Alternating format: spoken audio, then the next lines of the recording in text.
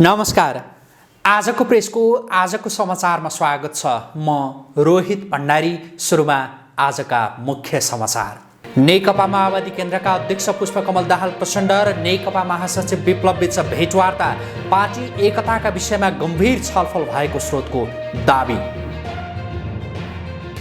MCC अघि बढाउने विषयमा अमेरिकी सहायक विदेश मन्त्री लुलाई नेपालका केही नेताहरूले वचन दिएको खुलासा, तर एमसीसी खारिज हुनुपर्ने भन्दै काठमाडौँमा भने व्यापक प्रदर्शन। कक्षा 12 को नतिजा प्रकाशनमा ढिलाइ नगर्न राष्ट्रिय परीक्षा बोर्डलाई शिक्षा मन्त्री देवेन्द्र पौडेलको निर्देशन। परीक्षा अगावै प्रश्नपत्र बाहिरिने गरेका घटनाप्रति चिन्ता व्यक्त। नेपाल हिन्दू राष्ट्र नै भएको र सधैँ रहिरहने भारतीय प्रधानमन्त्री नरेन्द्र मोदीको पार्टीका प्रवक्ताको भनाई। हिन्दू धर्मबारे गलत धारणा फैलाइएको तर्क। र कोरोना संक्रमितको संख्या बढेपछि अस्ट्रियामा लकडाउनको घोषणा। कम्तीमा पनि 20 दिन लकडाउन हुन सक्ने अनुमान। Great Nepal सटिङ shooting and tailoring centre अब कालोपुल, मध्य बानेश्वर र मुलपानीमा पनि 24 घण्टामै सुट। अब समाचार विस्तारमा। नेकपा माओवादी केन्द्रका अध्यक्ष पुष्पकमल दाहाल प्रचण्ड र नेकपा महासचिव विप्लवले शनिबार भेटवार्ता गरेका छन्। दुई नेताको यो भेटलाई निकै महत्त्वका साथ हेरिएको छ।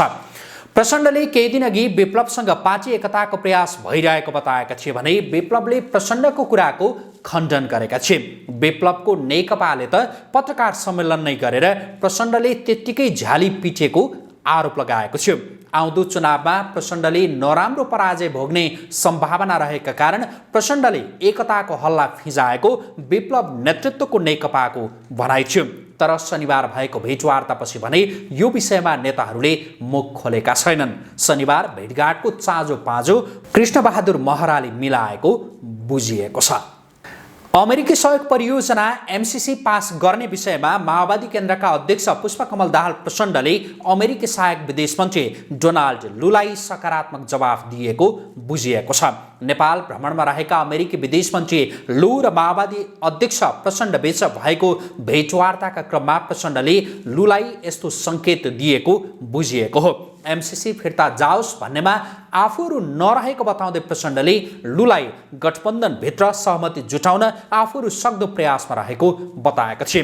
प्रचण्ड निकट स्रोतले दिएको जानकारी अनुसार काङ्ग्रेस महाधिवेशन सकिए लगत्तै एमसीसी अघि बढ्ने उनले अमेरिकी सहायक विदेश मन्त्री लुलाई विश्वास दिलाएका छन्। नेकपा एकीकृत समाजवादीका अध्यक्ष माधव कुमार नेपालले नेकपा एमालेको 10औं महाधिवेशनबारे कडा व्यङ्ग्य गरेका छन्। एमालेको 10औं महाधिवेशनको लोगोका विषयमा बोल्दै अध्यक्ष नेपालले एमालेले कोही मान्छे नपाएपछि गैंडालाई झण्डा बोकाएको बताएका हुन्। क्रान्तिकारी पार्टीको झण्डा मजदुर किसानले बोक्ने गरेको उल्लेख गर्दै उनले एमालेलाई मजदुर किसानले विश्वास गर्न छाडेपछि गैंडाको सहारा लिनु परेको उल्लेख गरे। एमालेको पतन केपी ओलीकै कारण हुने निश्चित देखिएको भन्दै अध्यक्ष नेपालले ओलीलाई साथ दिनेहरू पछुताउन थालिसकेको दावी गरे। ओलीको अहमताका कारण केन्द्रसँगै प्रदेश सरकारबाट समेत एमाले बढाइएको बताउँदै उनले राष्ट्रिय सभाको आसन्न उपनिर्वाचनमा एमालेले नसोचेको परिणति बेहोर्नु पर्ने चेतावनी समेत दिएका छन्।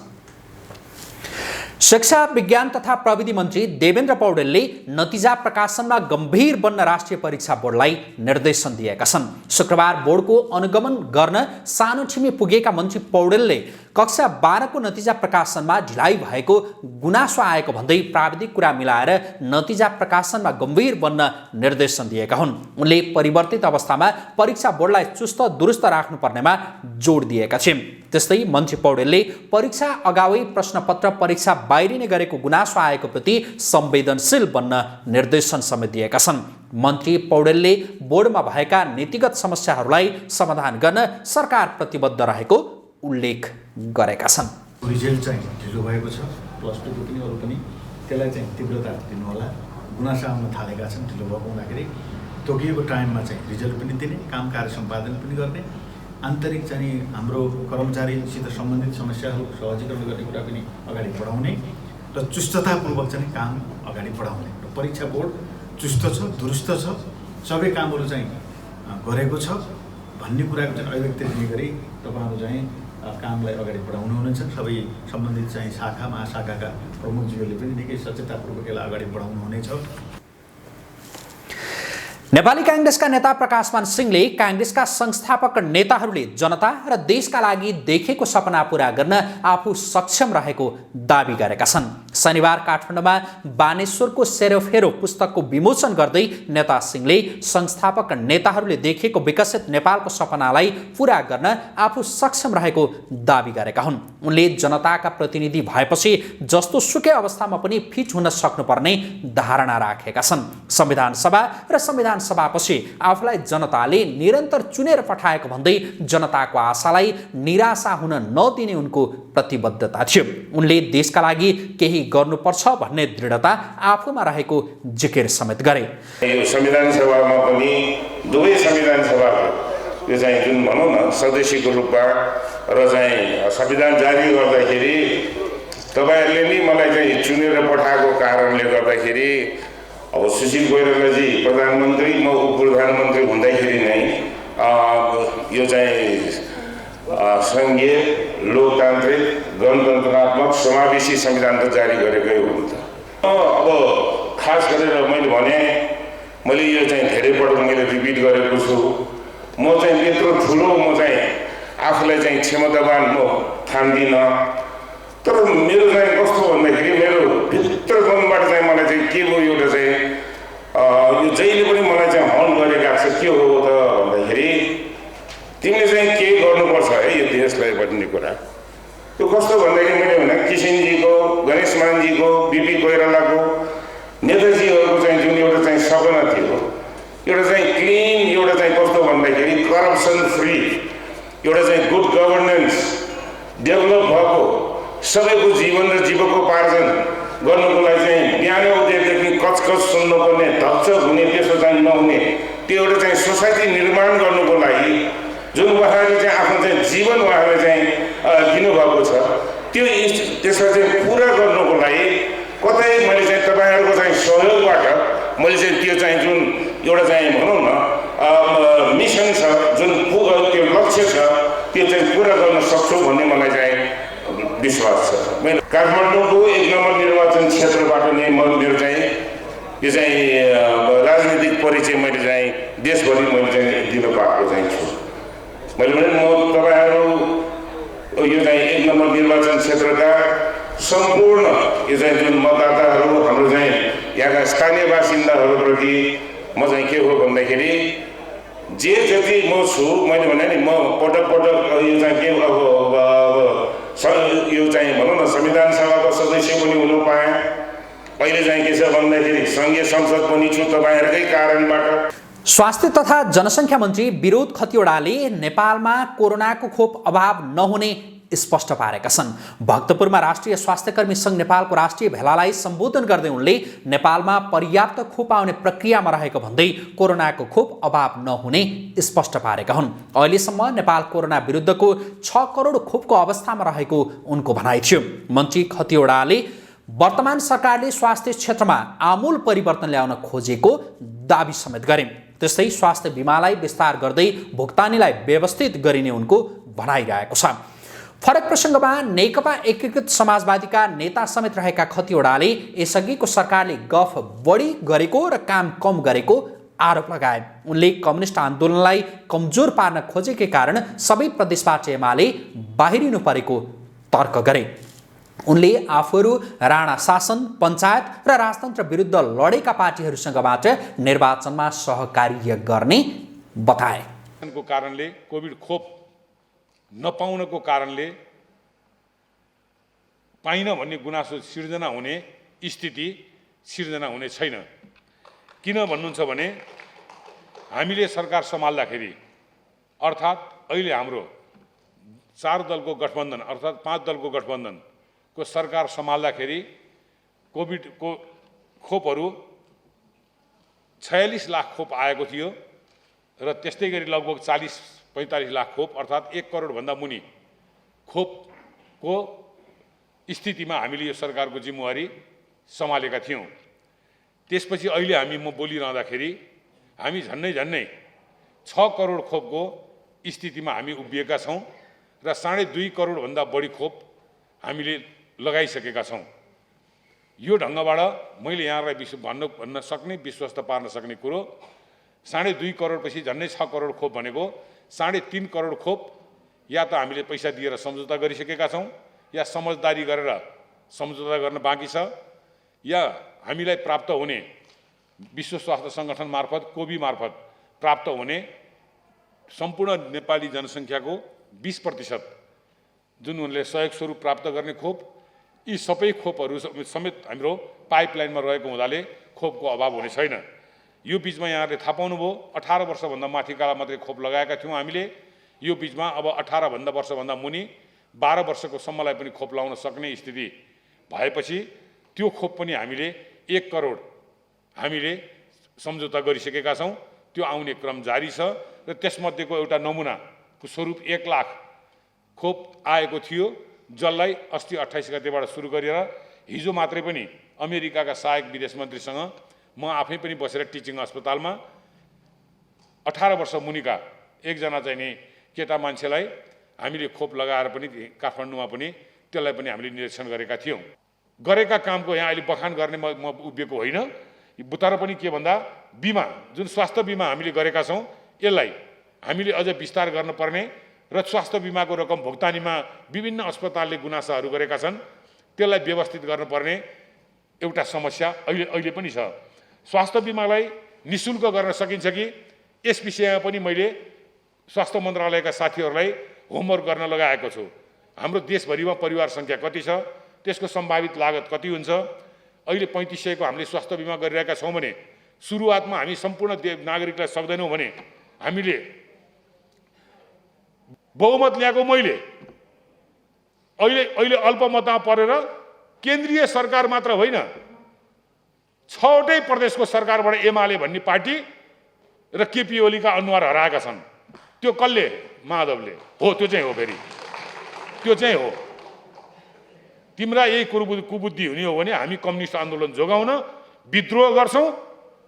त्यो बेलामा तिम्रो चेत खुल्दा तिम्रो होस खुल्दाखेरि तिमी कहाँ हराइसकेका हुन्छौ भनेर हामीले भनेकै हो। जुन बेलामा तिम्रो चेत खुल्छ त्यो बेलामा तिमी बिलाइसकेका हुन्छौ। अहिले 7 प्रदेशमा खोज्नुहोस्, कहीँ कतै नामो निशान छैन। केन्द्रमा खोज्नुहोस्, नामो निशान छैन। शरीरभरि इन्जेक्सन र औषधिका के कति मात्रा छन् मलाई थाहा छैन, तर मुख चाहिँ ट्याउ ट्याउ गर्न छोडेको छैन। राष्ट्रिय प्रजातन्त्र पार्टीको बैशाखी टेकेर आउँदो चुनाव लड्ने तयारीमा हामी छैनौँ। हामी गठबन्धन गऱ्यौँ भने पनि राणा शासनको विरुद्धमा लडेका पार्टी, पञ्चायतको विरुद्धमा लडेका पार्टीहरू, राजतन्त्रका विरुद्धमा लडेका पार्टीहरू, गणतन्त्रको लडाइँमा सँगै हिँडेका पार्टीहरू, 36, 46, 62को आन्दोलनमा सँगै हिँडेका पार्टीहरूसँग हामी गठबन्धन गर्छौँ।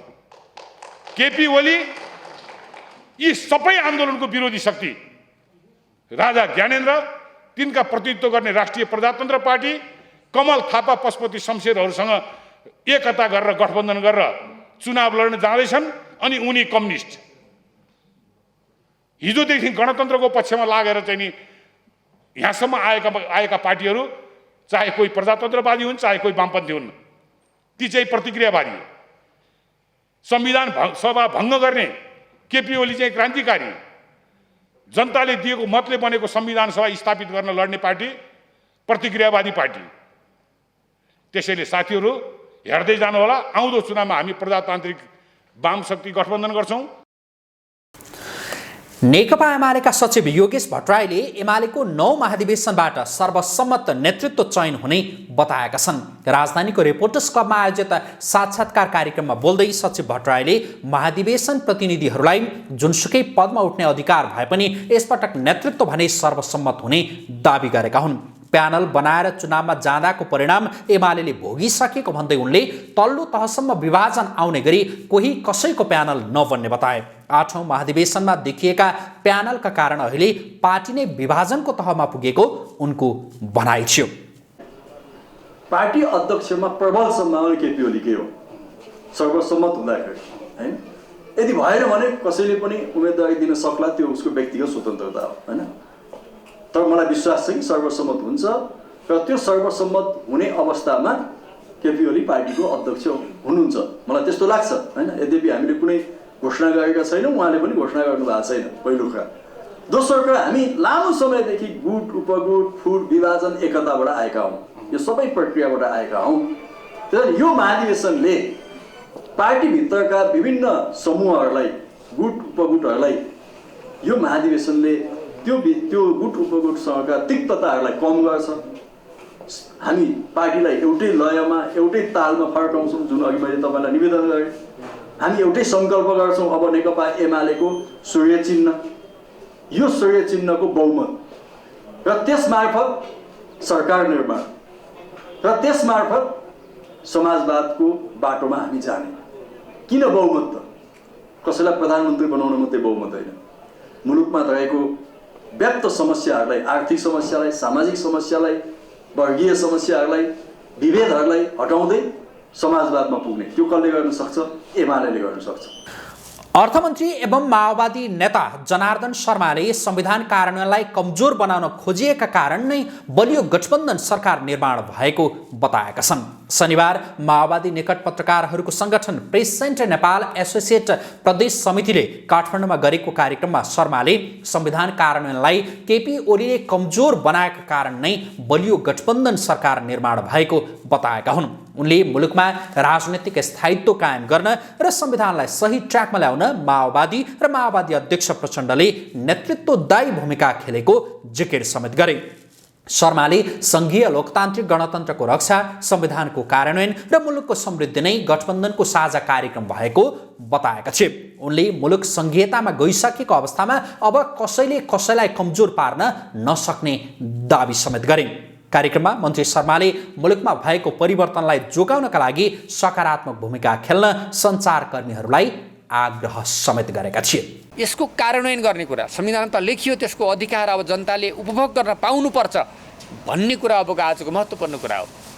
उपभोग गर्न पाउने अवस्था सिर्जना गर्नका लागि, यो देशमा राजनीतिक स्थायित्व निर्माण गर्नका लागि कोले के गर्यो त? यो पनि तथ्य छ। पार्टीलाई एउटा एकता गरेर मोर्चा बनाएर राजनीतिक स्थायित्व निर्माण गरे, संविधानमा लेखे अनुसारको समाजवादको आधार तयार गर्ने कुराको पहल कदमी कसले लियो? त्यो हाम्रो पार्टी नेकपा माओवादीले लियो, हाम्रो नेतृत्व अध्यक्ष कमरेड प्रचण्डले लिनुभयो। तर त्यो लिँदै गर्दा यसलाई कसले भाड्यो त?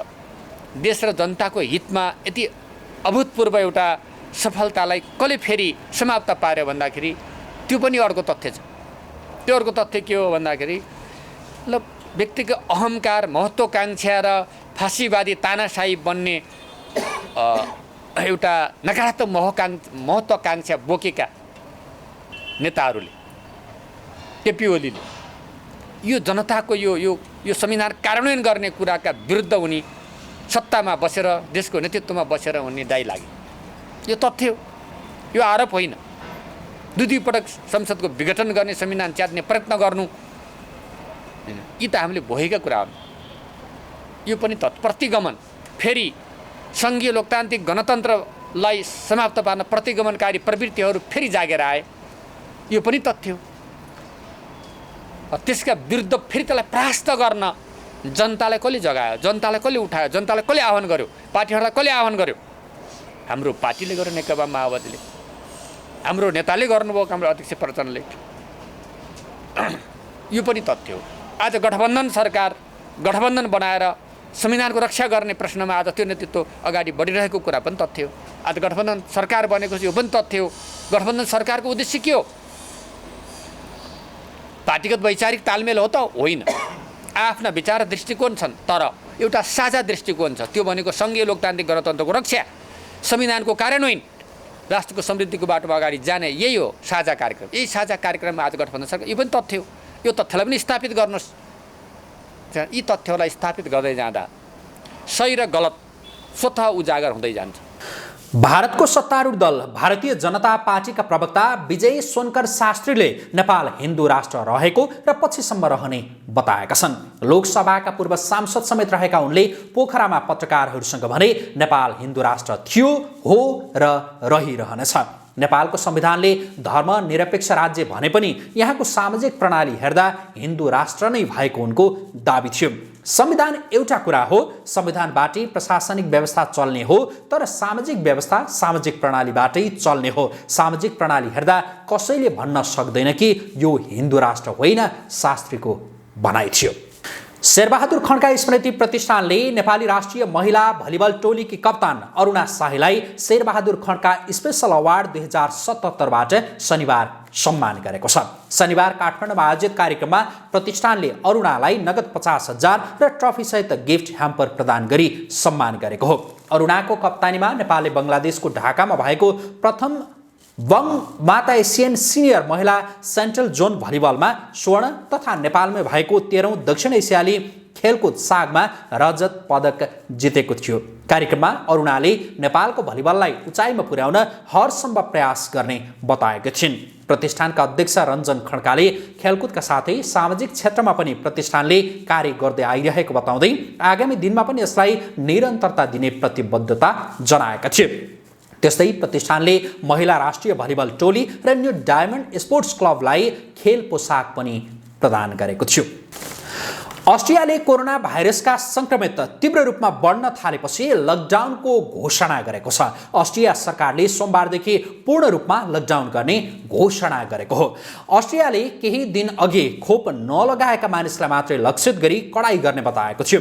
चान्सलर अलेक्जेन्डर सालेनबर्गले सोमबारदेखि बढीमा 20 दिनसम्म पूर्ण लकडाउन हुने बताएका छन्। त्यस्तै आगामी फेब्रुअरी 1 देखि अनिवार्य रूपमा खोप लगाउनु पर्ने समेत उनले बताएका छन्। यो सँगै अस्ट्रिया कोभिड खोप अनिवार्य गर्ने पहिलो युरोपेली मुलुक बन्ने भएको छ।